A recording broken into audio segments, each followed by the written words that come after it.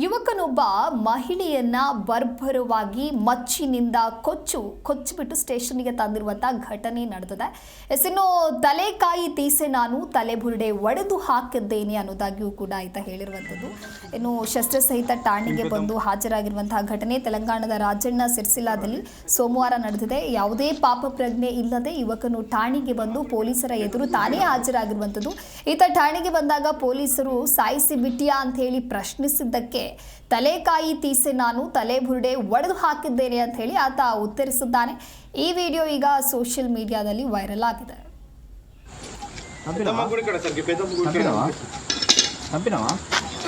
తలకే తీసేసి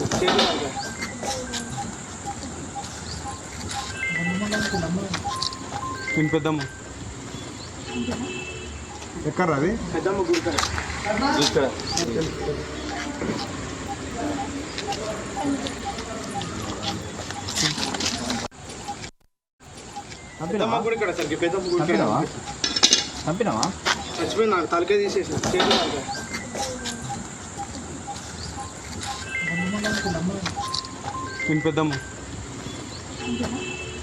ఎక్కడ అది పెద్దమ్మ గుడికాడ ఇక్కడ